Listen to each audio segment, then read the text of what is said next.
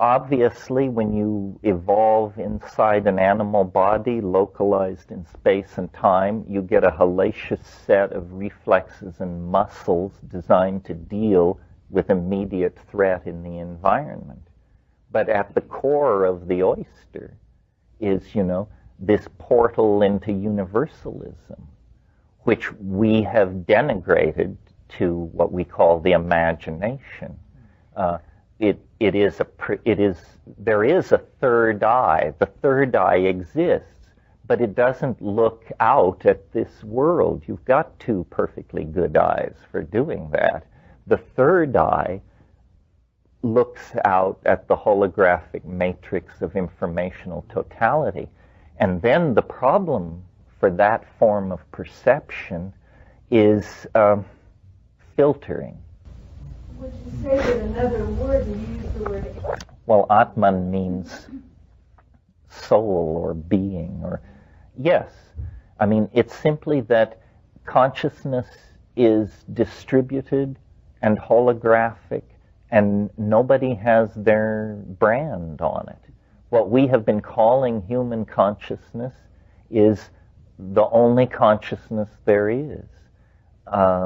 It's something you tap into, not something you evolve out of yourself. I mean, you required a local language to create a local model of this universal input. If your local language is insufficient, then you abide in a domain of intuition. And that's what I would call animal consciousness. It's a domain of intuition of being. Animals intuit being.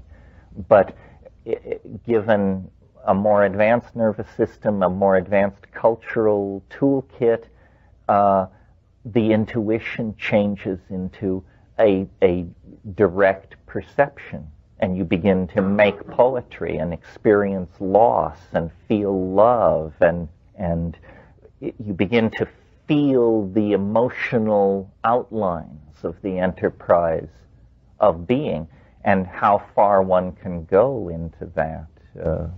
I assume it's infinite, or at least appears infinite from our limited position. So the local languages?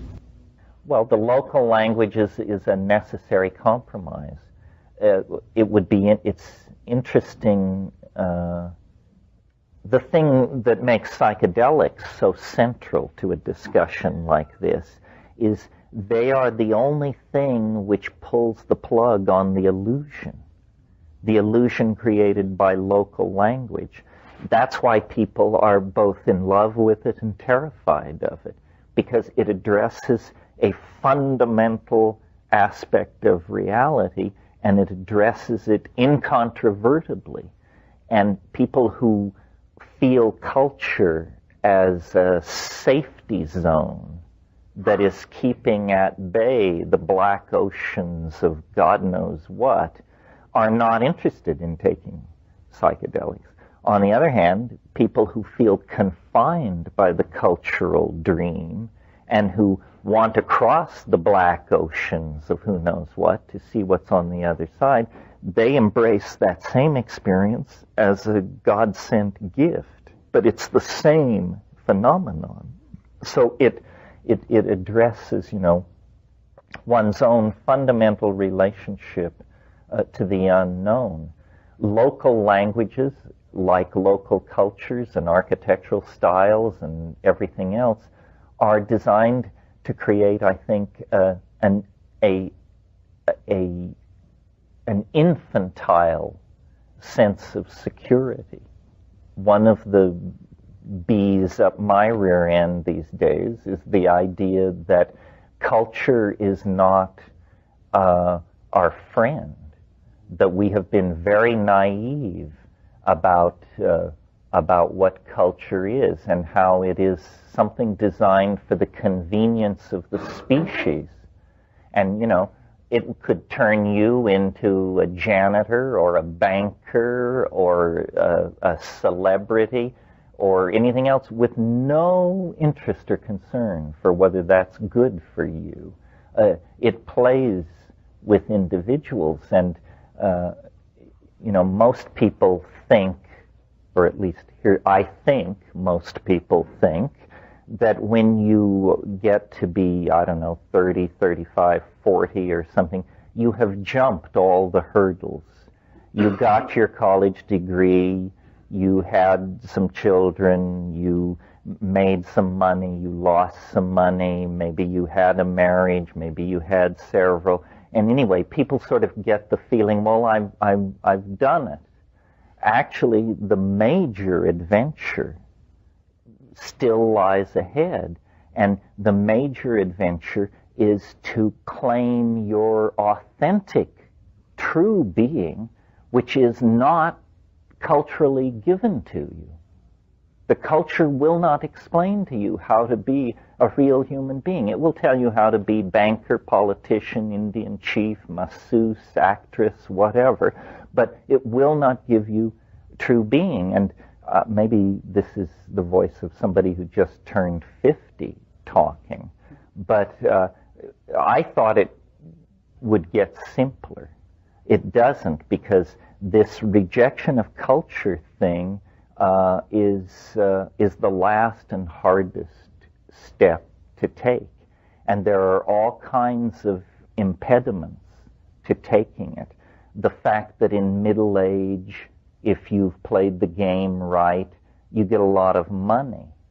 That's totally stultifying in most cases in terms of going forward to the next level. It's almost as though culture is an enterprise, self-organized, to buy you off at the moment when you might be most dangerous to its values and goals.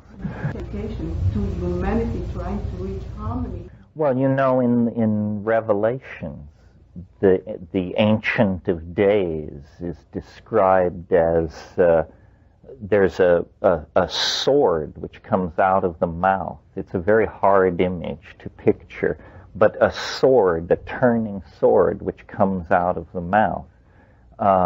And of course, the whole Western myth of creation is the world was made by an utterance.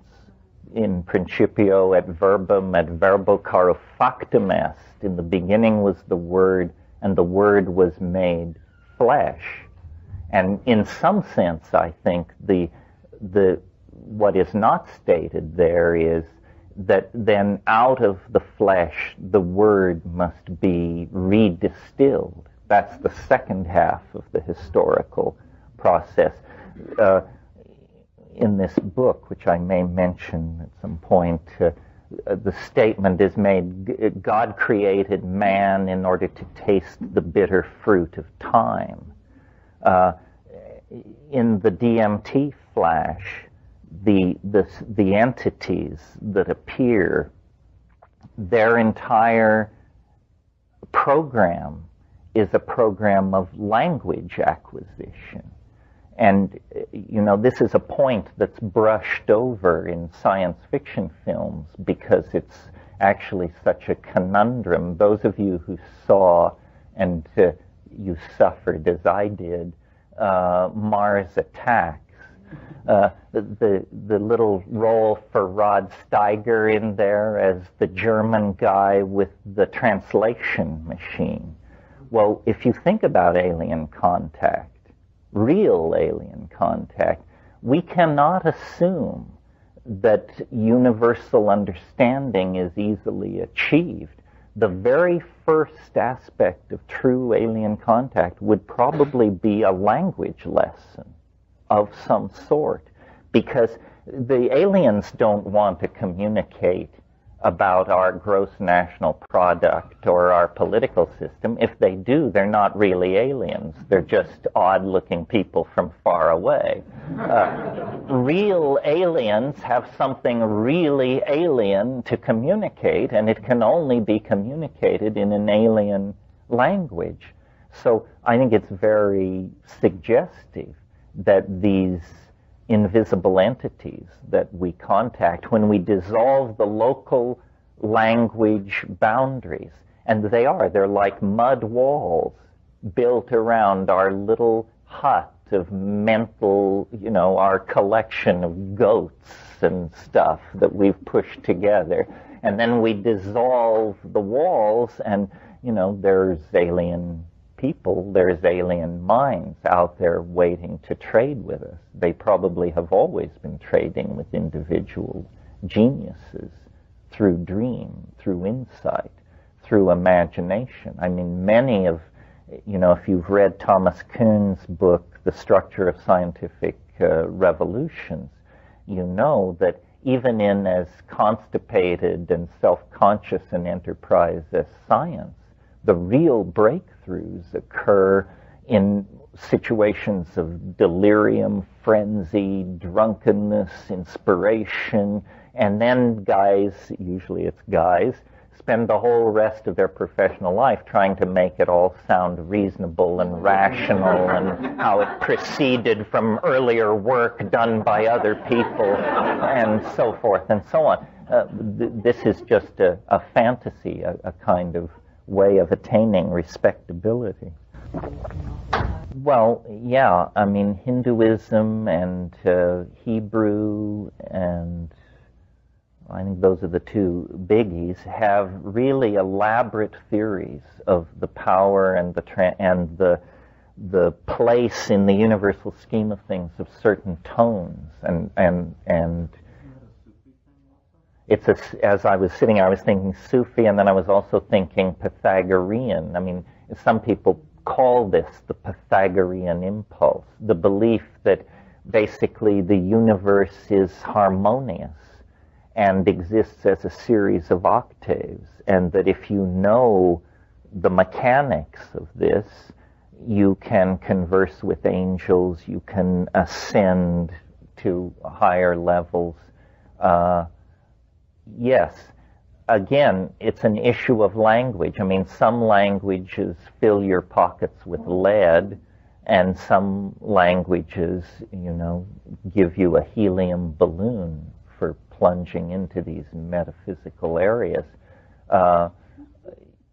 One thing I wanted to talk about this morning, and maybe this is the place to get into it, is we've spoken of the imagination as a seemingly boundless realm, but it's not ruleless. And people who encounter it without rules often have very difficult experiences, the most difficult of which can be raving madness, I would think. And so if we're going to embrace the imagination as the new benchmark of being, then we need to talk about what the rules are that obtain in the imagination. The 14th century nominalist William of Ockham dealt with questions like, can God do anything? Yes, God can do anything.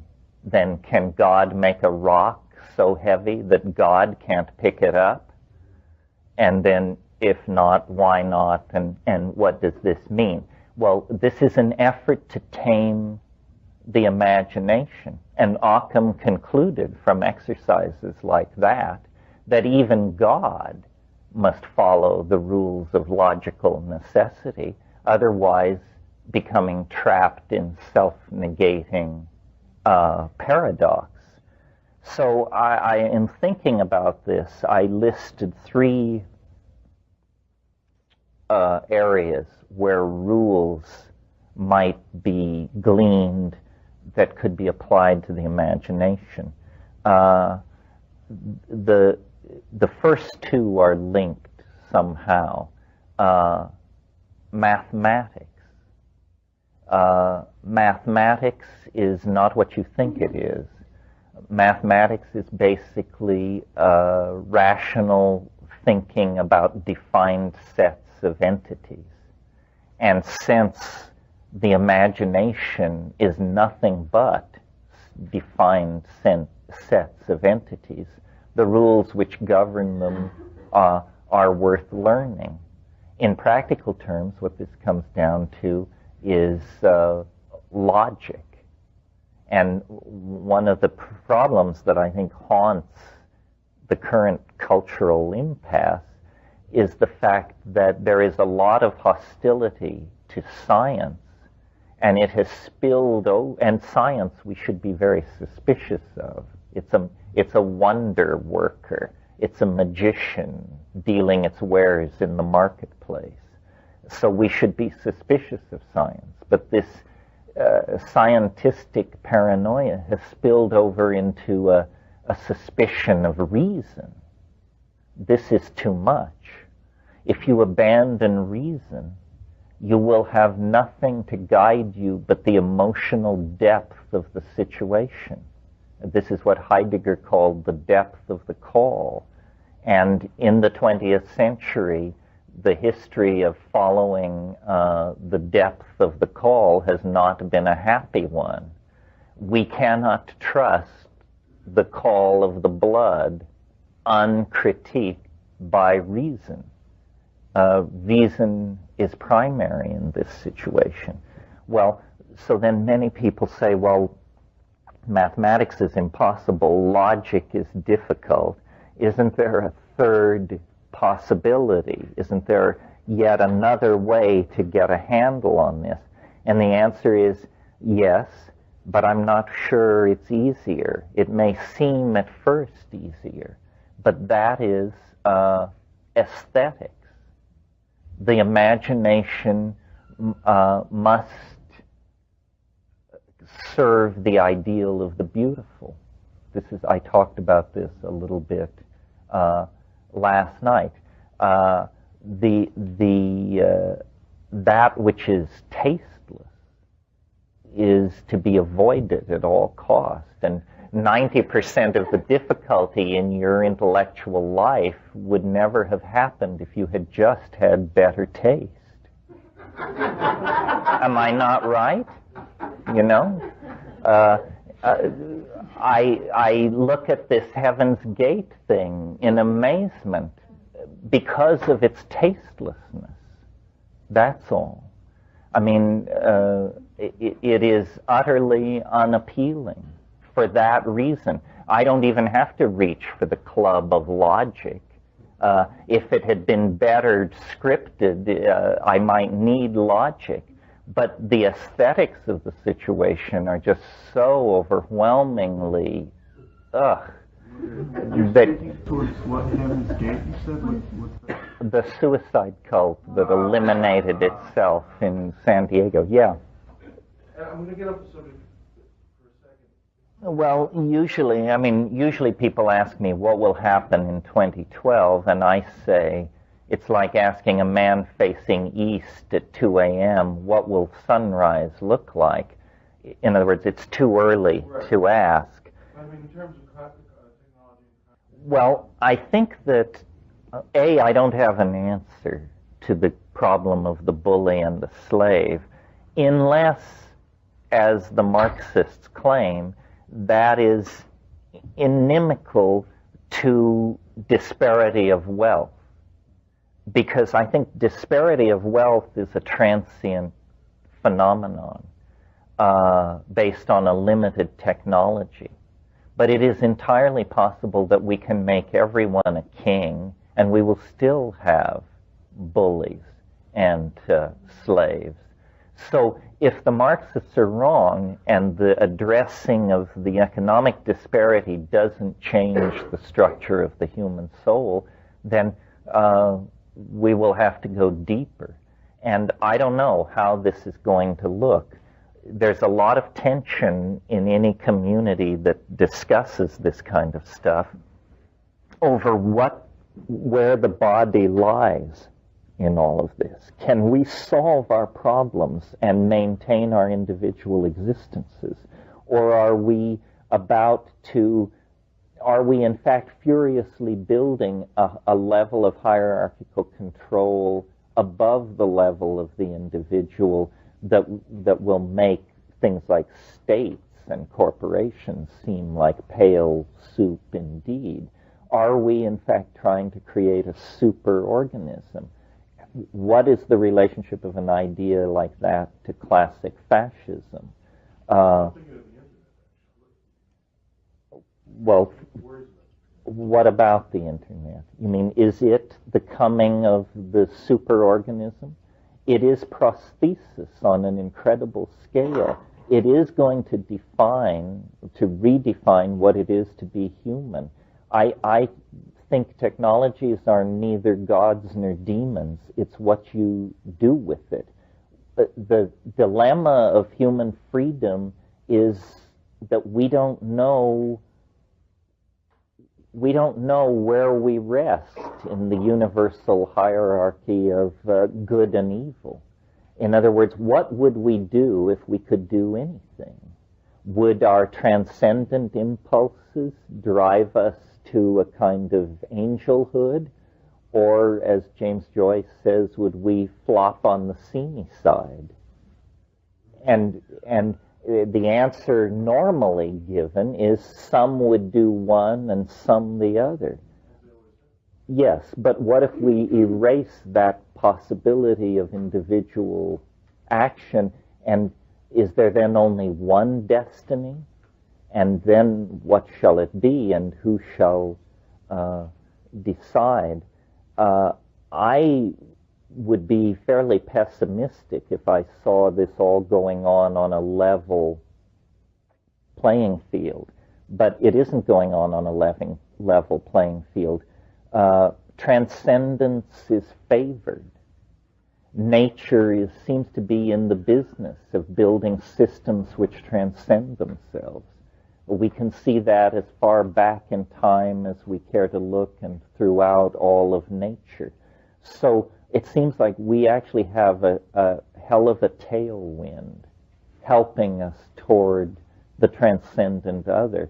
Probably that is what will make the difference. We couldn't have done it by ourselves, but we happen to be in a universe which is itself involved in the process of bootstrapping to higher levels. Yeah. Well, traditionally, meaning since the invention of print, the artist has had this role where the eccentricity and the bohemian lifestyle and so forth of the artist was tolerated because the argument was the artist is a kind of antenna for this mysterious thing called the future. And the artist would sound the alarm and bring the news. In a sense, we don't hear this kind of talk anymore because this is the future. You know, we have become the very thing our parents warned us against. Those cheerful dreams of endless progressivism that built up the 19th century and early 20th century have given way to a much more cynical and sophisticated understanding that our buildings may become taller, our automobiles shinier, but somehow the human animal is not moving forward at the same rate as our technology. So what we have to do then is give people opportunities and let the devil take the hindmost. At least create a world where those who aspire to transcendence are not blocked in the aspiration. And of course, it's not that some of us are these pure aspirants and others the haunters of the sleazy side of the internet. We each play all these roles and move in between them according to taste and mood. I mean, one of the great falsities of print is the making illegitimate of schizophrenia. I mean, we are all just swarms of personalities. The idea that a healthy person has a unified identity is just a silly idea. It's like believing that sexual preference comes in only 2 flavors or something. It's one of those incredibly weird simplifications that once made, everybody lines up and salutes, no matter how much agony it causes individuals. Yeah. Well, last night what I said was that I was a Platonist, and that Plato felt that the world was approached through three paths: the good, the true, and the beautiful. But that goodness is controversial and truth difficult to discern, but that beauty has a kind of resonant self-evidence. And so following beauty, it's my faith, will lead to the good and the true. And some beauty is, I'm a fan of extreme forms of beauty. Hieronymus Bosch and Redon and James Ensor. The beautiful can be grotesque. Of course, this then opens up a whole aesthetic can of worms that maybe we don't want to get into. Well, beautiful art is never bad. Yeah, but when you said the word... Yes, I think grotesque, the beauty of the grotesque is the unique modern contribution to the discussion of beauty. And it's a higher form of perception. It's all very fine to find beauty in wildflowers and women dancing in diaphanous dresses and harpsichord music, and it's quite another to find beauty in ripped up railway tickets and found objects and smashed machinery and that sort of thing. The modern sensibility has been unsentimental and has, in that sense, I think, advanced the canon of beauty. Modernity, I'm feeling much better about now that it's over. It's such a huge enterprise to look back on, what faith, what simplicity, what naivete those people possessed. I can hardly get over it. The 20th century, for all of its brutality and its flirtation with the dark side of the human soul, the counterpoint to that was its incredible optimism and idealism and simplicity. The simplicity of fascism, the simplicity of Marxism, the simplicity of democratic political theory.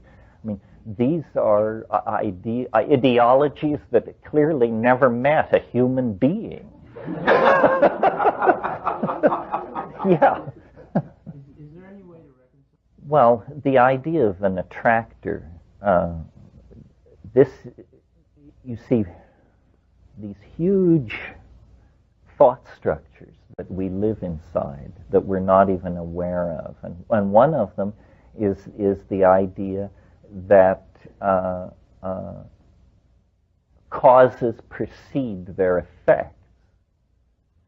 This seems like a non-statement to most people. Of course, causes precede effects. But in fact, processes, if causes always preceded effects, then many, many processes would be unpredictable, that are in fact predictable. And this has to do with this word we introduced last night briefly, the creode, the runnel.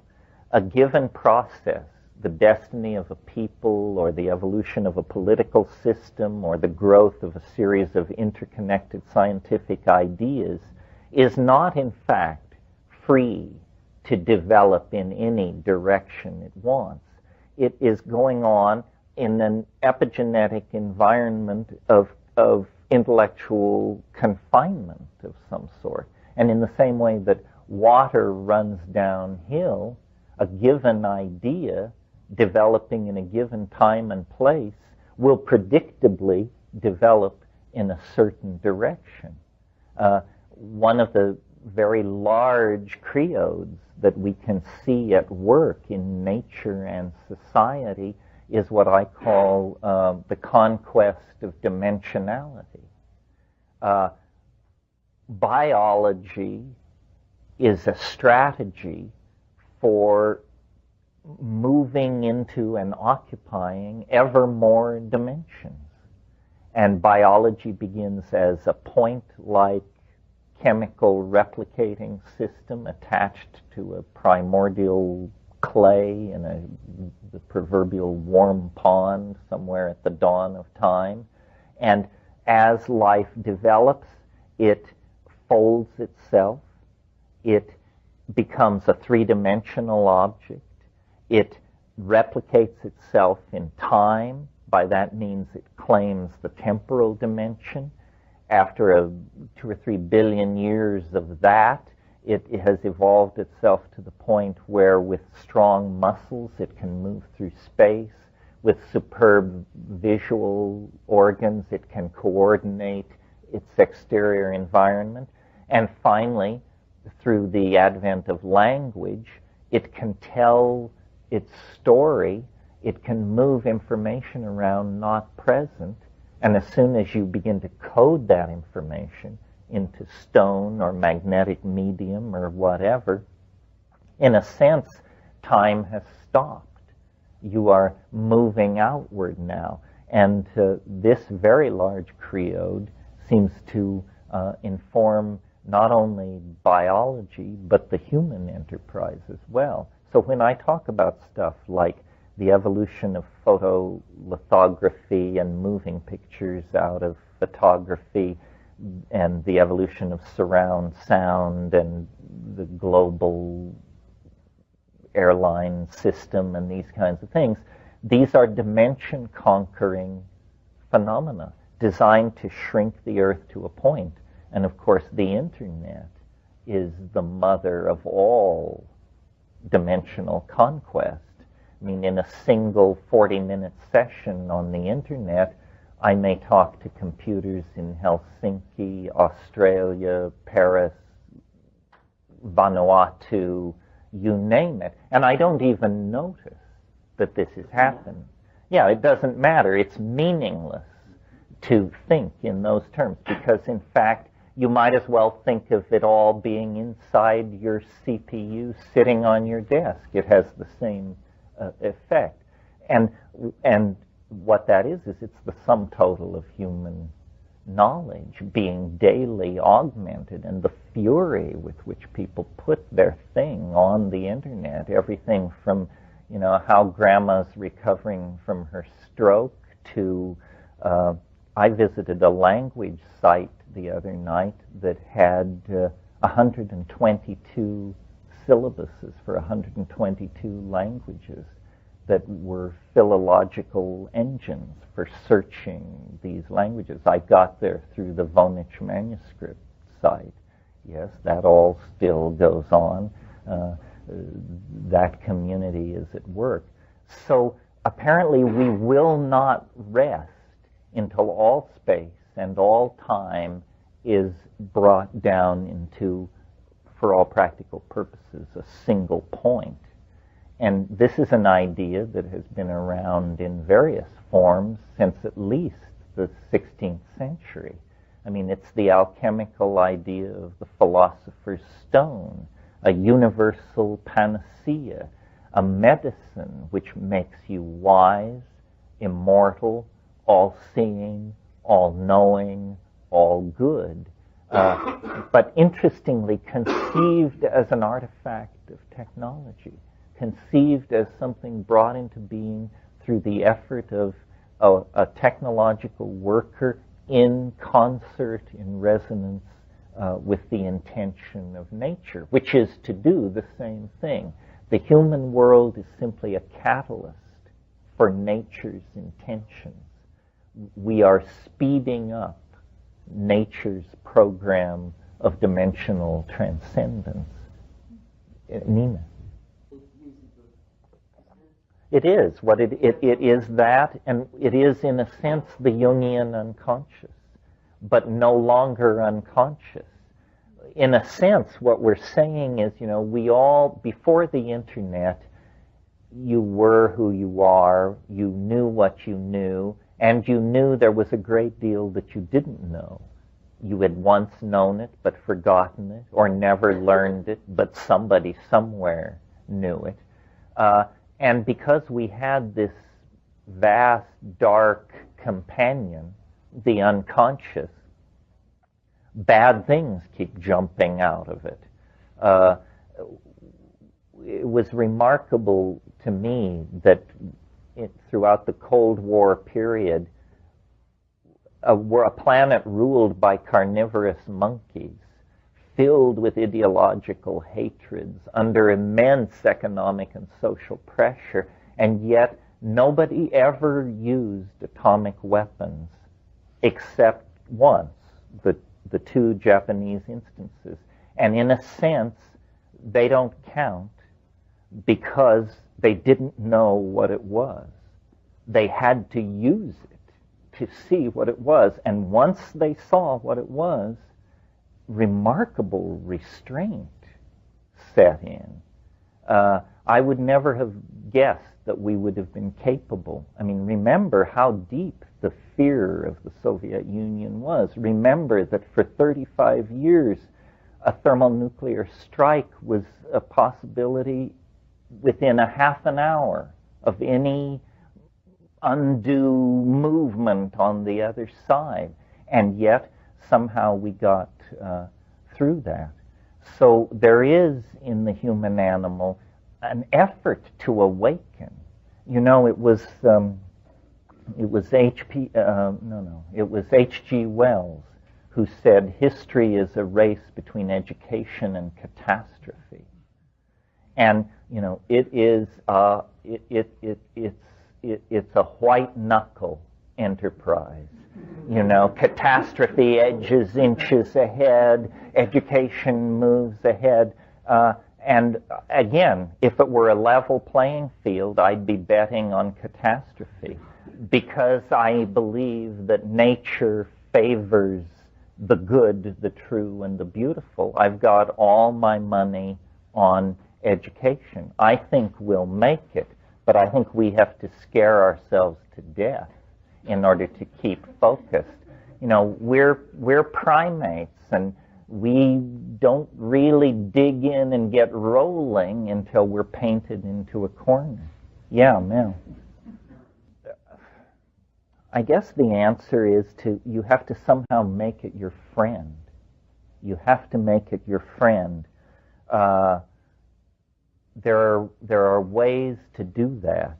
Actually, I made a little list. You played right into my hands. The first and probably oldest friend, older even than psychedelics, is dreams.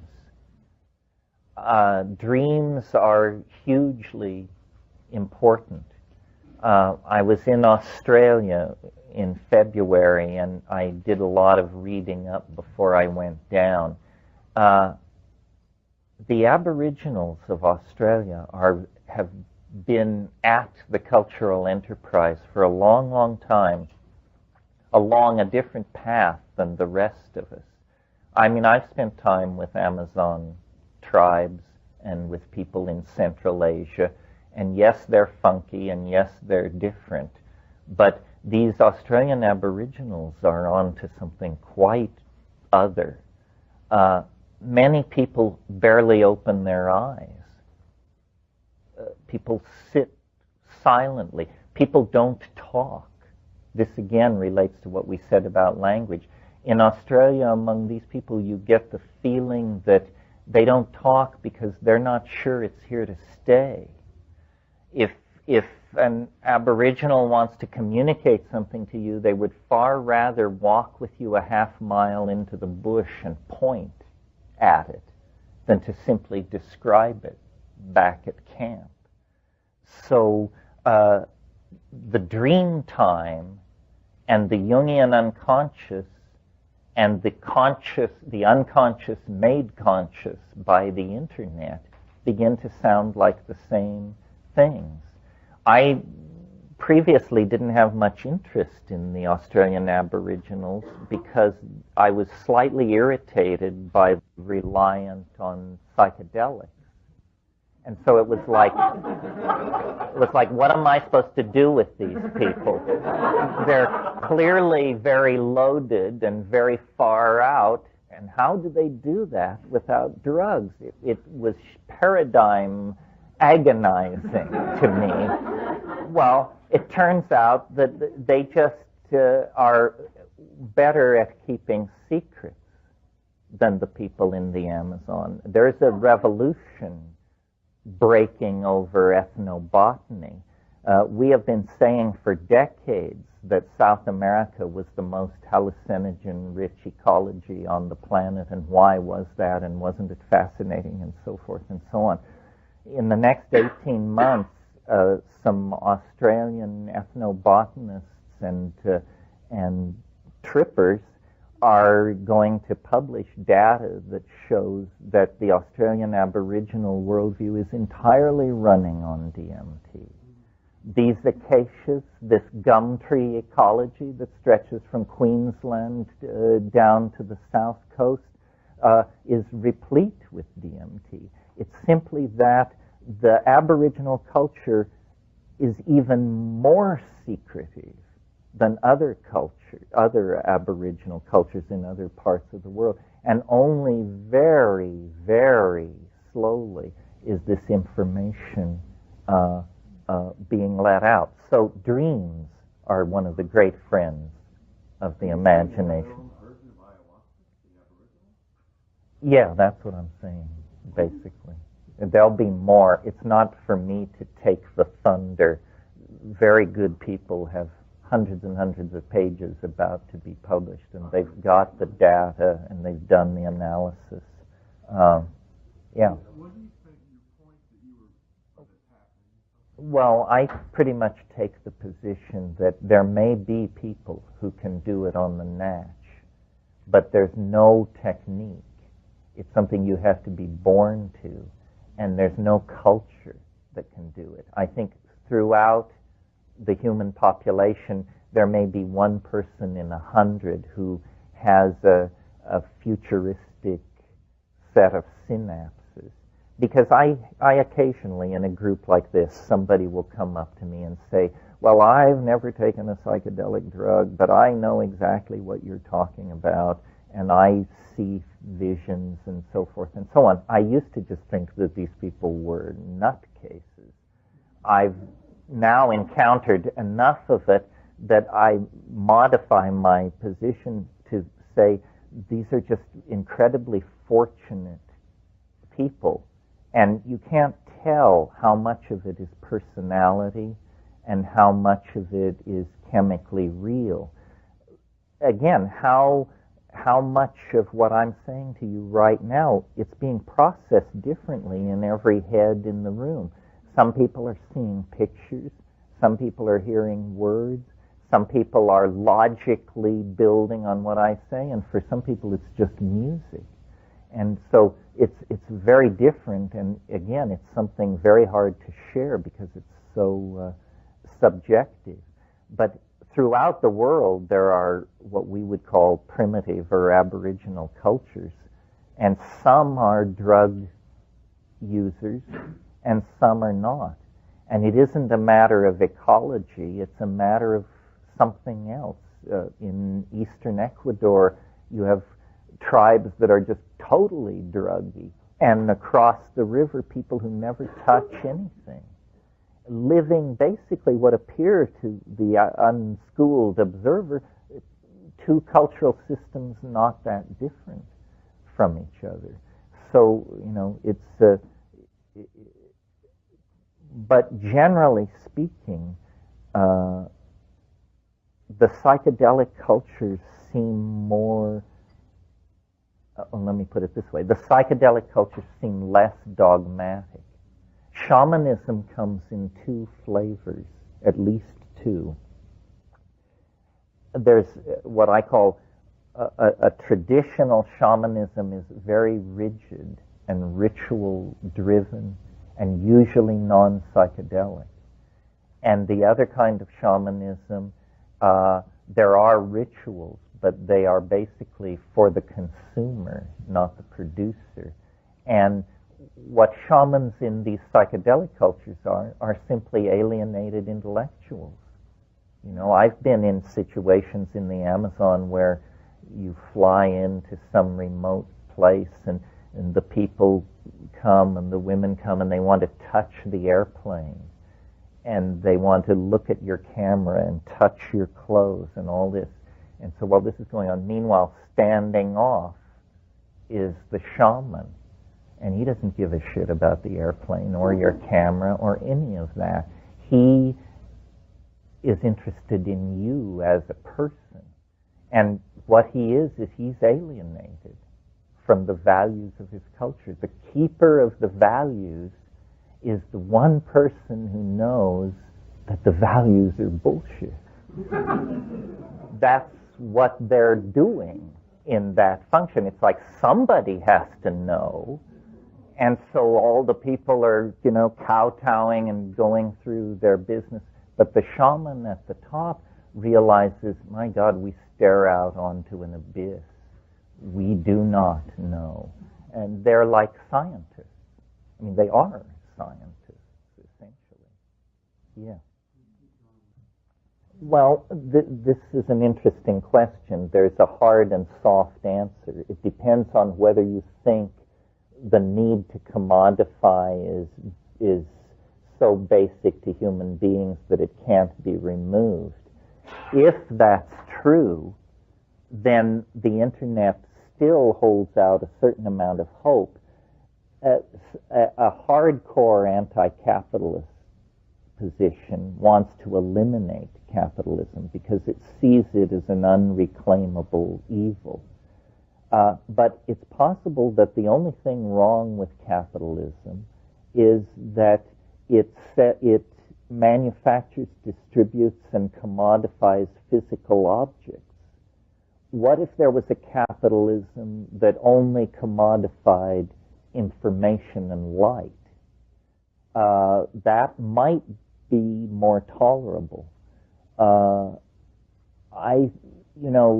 In the future, not that long in the future, if you want to live at Versailles, it'll cost you $149 to buy the software package and set it up and live in it. Well, if Versailles can be made to cost $149, how much is it worth? And the answer is only what the market will pay. So I think for a long time, this process of raising standards of living has been underway, and it is certainly true that today in the world, hundreds of millions of people live better than emperors and kings 2 centuries ago.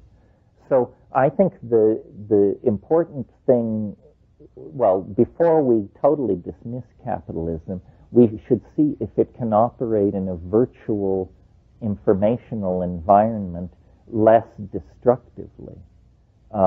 If it can't, then something else will have to come along. But certainly capitalism based on the extraction of resources and their fabrication by cheap labor populations into objects to be sold in a central economy, that's finished. That's a dinosaur. That's self-limiting. Because there is not an ultimately exploitable resource base, the end of that kind of capitalism is easily discerned. Well, that's an interesting question. Is there a kind of natural selection of means in the marketplace? There probably is. For example, imagine governments deal with information completely differently than corporations. If a government obtains a proprietary technology, its impulse is to classify it, move it out of sight, and exploit it for political advantage.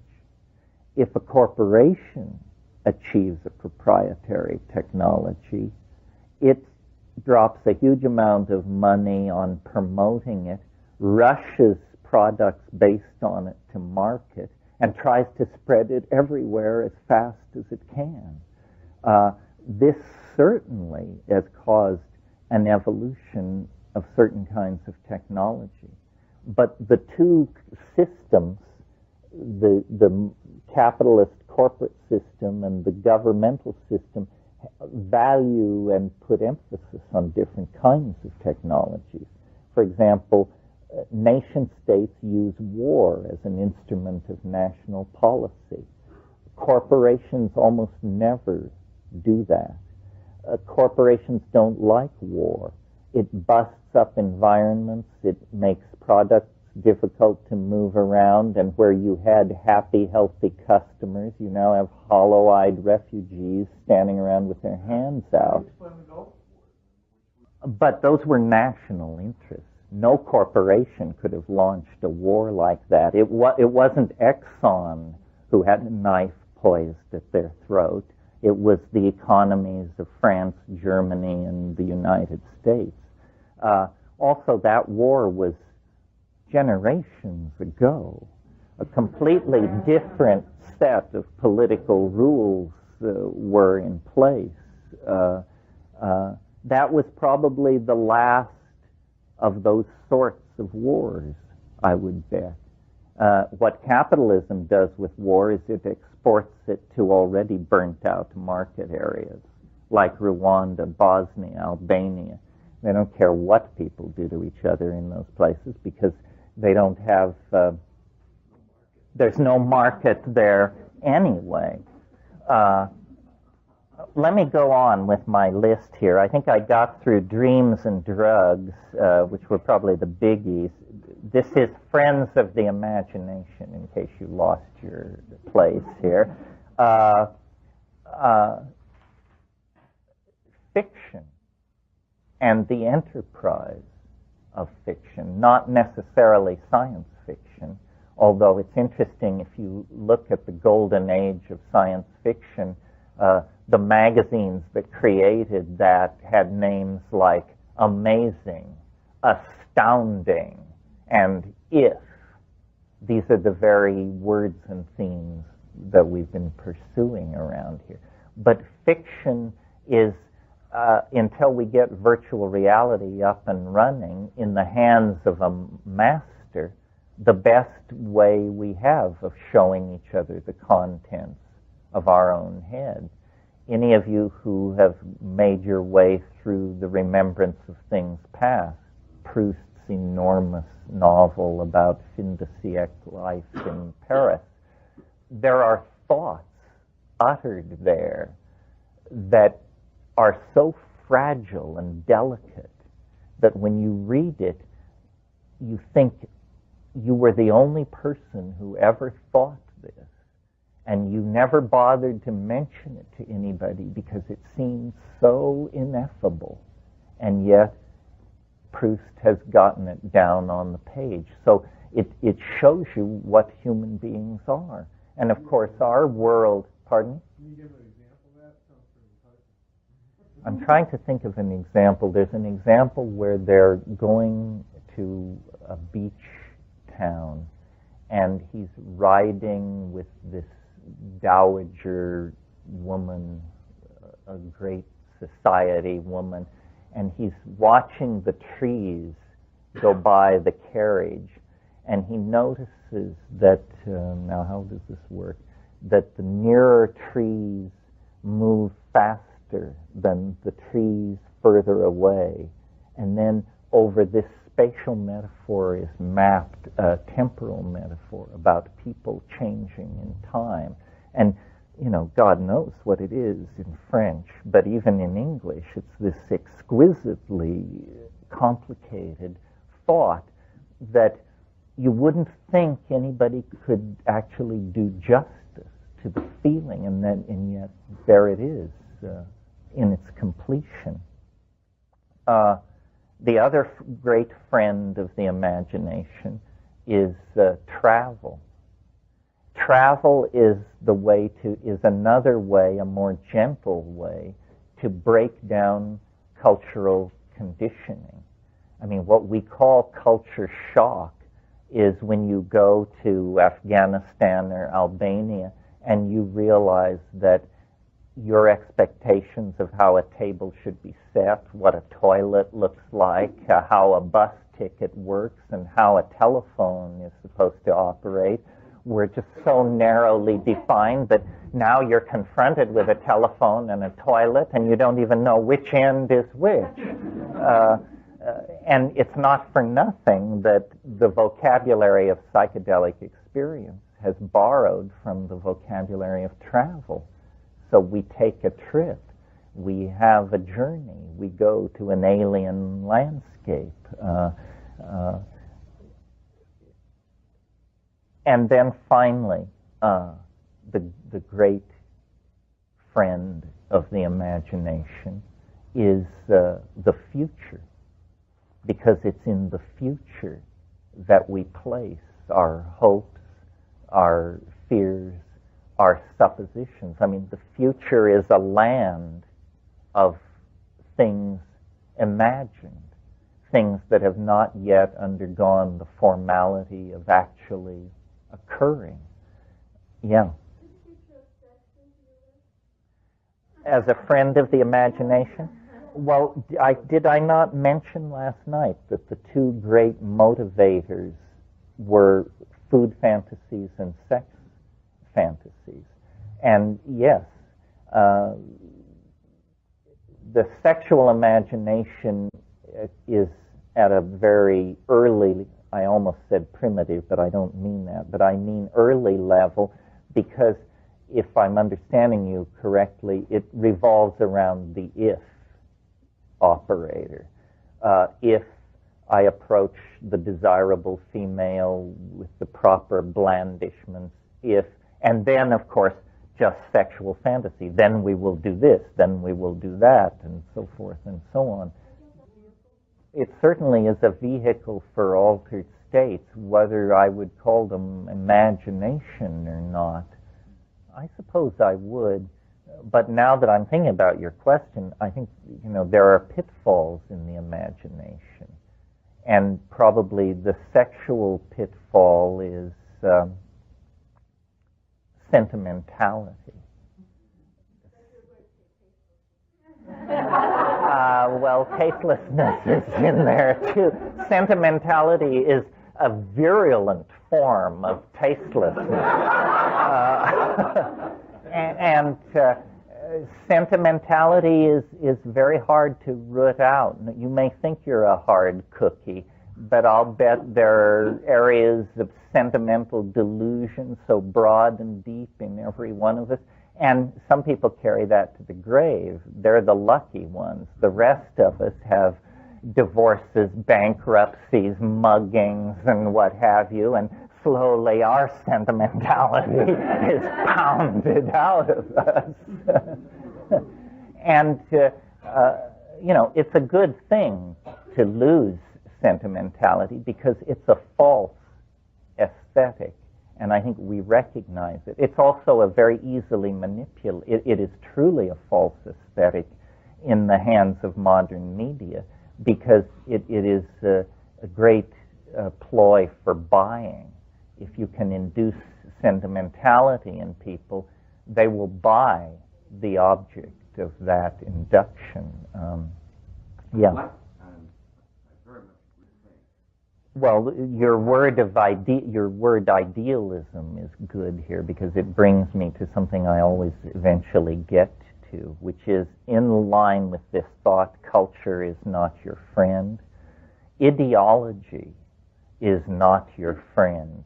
And ideology, some people think what we're trying to do here is sort out good ideologies from bad. Should I be a Marxist? Should I be a deconstructionist? And the answer is no, none of the above. All ideologies are viral infections of some sort, mimetic infections that erode your functionability and your comfort with yourself. Ideologies set up polarities that are based on discontent. And ideologies are always, always, always based on false premises. whatever name an ideology and I'll tell you the false premises that it's based on.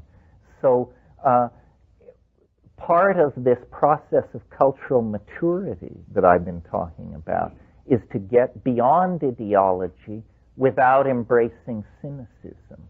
It's not a fuck you thing. It's a deeply saddening awareness that we are not yet angel enough, that we should take ourselves that seriously. Yeah. Yes, I would say sentimentality is the feeling of attachment we have to our ideologies. So, for instance, someone says, well, you know, Marxism, maybe we didn't have the right answer, but we certainly had a sense of a mission and a wonderful, we knew who we were, and, well, that's crazy talk. If it was wrong, it was wrong. It's like old Nazis sitting around saying, the great old days, what was so great about the old days? You want community? Join a bowling league, for crying out loud. Yeah. No, that's a lesser evil. That's nostalgia. Another impulse for marketing frenzy. Yeah. But Romanticism, I think, is a legitimate impulse and well situated in historical context and so forth and so on. Sentimentality can break out anywhere, anytime, and is, can find anything for its object. Sentimentality is a lazy form of thinking, I think. People don't want to think the hard thoughts. And yet I find the hard thoughts very paradoxically liberating. For instance, here is a hard thought. I don't want anybody to burst into tears on me, so gird your loins. But, I've spent a lifetime taking drugs, knocking around the world, having affairs, being married, being unmarried, this, that, and the other. If somebody asked me, so what do you know? What have you learned? I would have to say what I've learned is that nothing lasts. There's a hard thought. Is that a cause for joy or despair? Well, if you're thinking about everything you loved and how it's going to turn into mush as you're shoveled into the grave, it's a hard thought. But on the other hand, if you think of all the jerks who've oppressed you, it's a great consolation to know that they too will go down into that good night. Nothing lasts. If that is not a cause for joy or despair, it's a cause for expanding one's feeling in the moment. If nothing lasts, then there's a conclusion, not a feeling, to be drawn from that observation. The conclusion to be drawn from it is then the felt presence of the immediate moment must be what life is for. And somebody who could take that perception and use it that way could immediately transcend all kinds of neurotic behavior, longings, regrets, doubts, fears. No, you just say no, the felt presence of immediate experience. Yeah, sentimentalism. Yeah. Well, first of all, let me comment on the Buddhist thing. I'm not that friendly to that formulation because it still is postponing gratification. It's saying death is the bouquet of life. You should live toward death. I would say the bouquet of life is this moment. But to the more important point of longevity, I certainly am not interested in living forever, whatever that might mean, because I suspect if you live forever, you miss the point. In other words, I think you miss the bouquet. On the other hand, I don't see anything wrong with, well, no, that's too much to say. The only problem I have with living past whatever, 70 is you do get into political issues of are people buying time at the expense of somebody else. One of the weirdest things about this culture is we've invented a sin for which there is no name. It's so beyond most people's ability to conceive.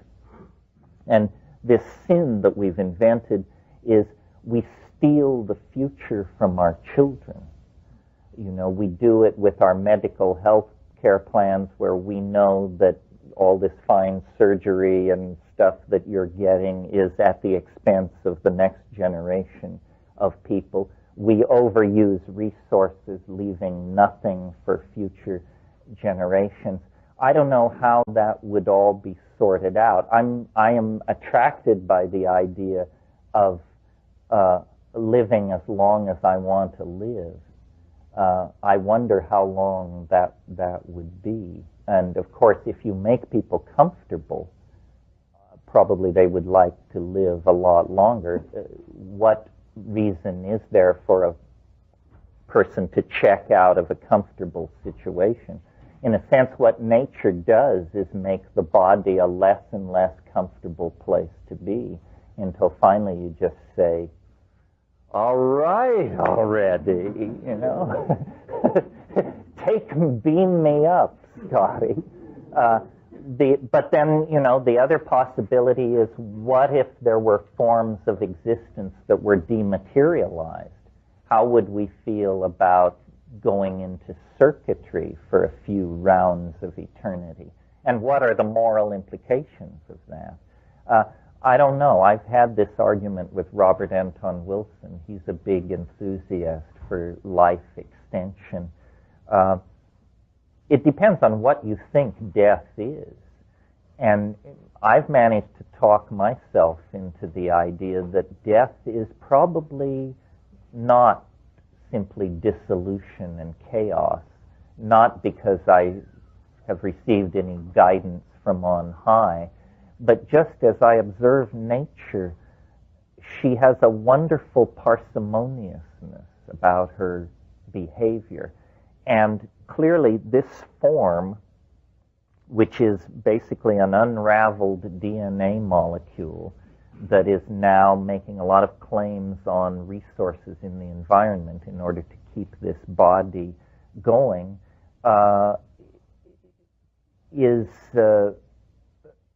nature put a lot of effort into this.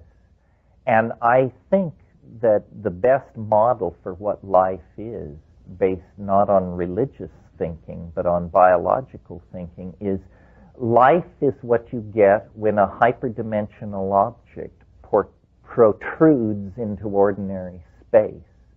In other words, if we take this cup and cut it in two, it doesn't change. It just becomes a cup in two pieces. But it doesn't bleed, it doesn't rot, it doesn't lose its essence. If we take any living being, from a bacterium to a brontosaur, and cut it in two, the entire system falls apart very quickly, and we've created a mess, and we see that the thing that we had is no longer there. So I think what biology is the intrusion into three-dimensional space and time of hyperdimensional objects. And the other clue to that seems an argument for it, is that we do have this thing called a mind, but we can't find it anywhere. It doesn't seem to be anywhere. Even when you get down to the level of electrodes in the brain and saying words to people and watching oscilloscopes, you still can't seem to quite nail it down. So I think probably these objects retract back into hyperspace, higher space, and that this is what the soul is.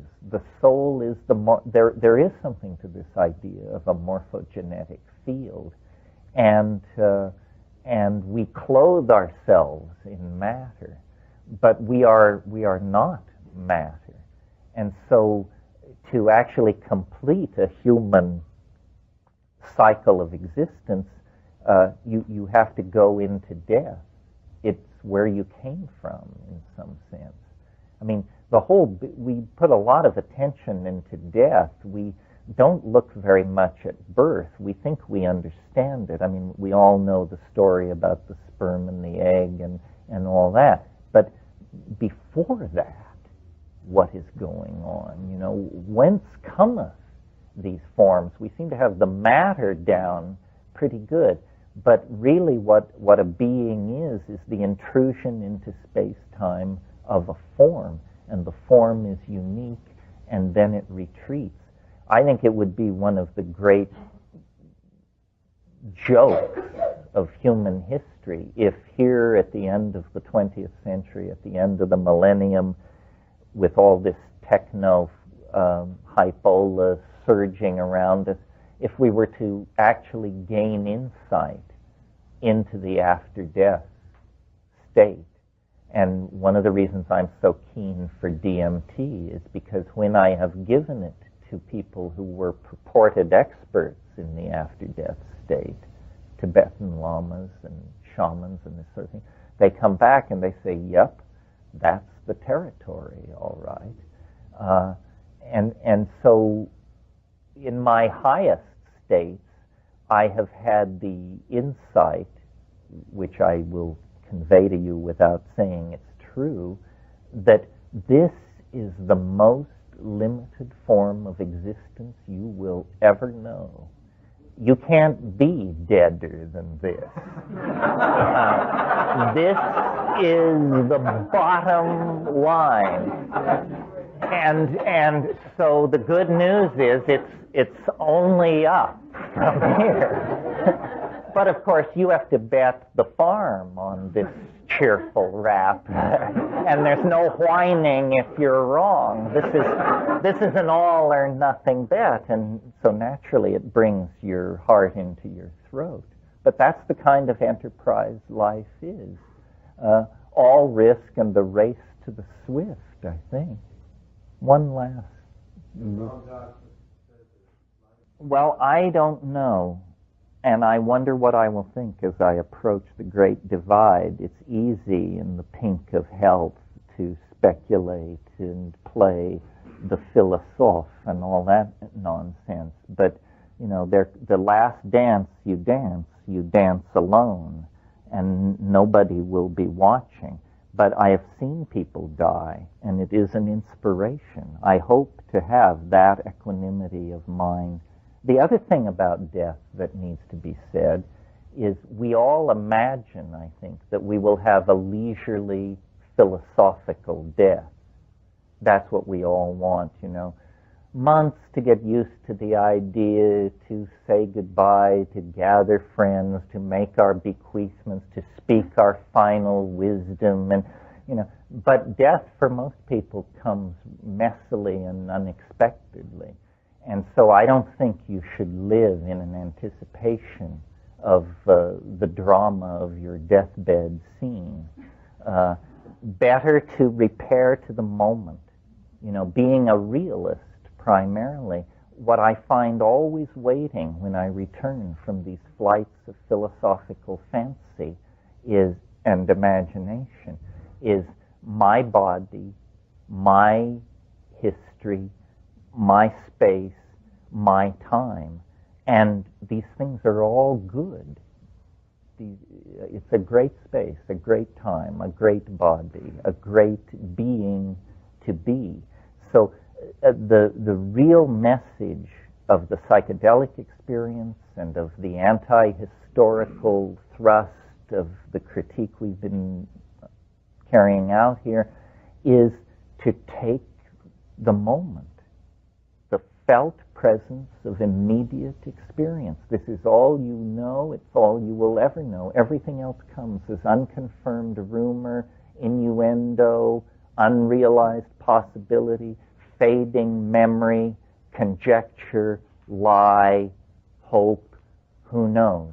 But in the moment of being, we have the completion of being. It is always complete, every moment. And to the degree that we force ourselves to look beyond it or cannot find ourselves within it, we betray it. And then we have more work to do.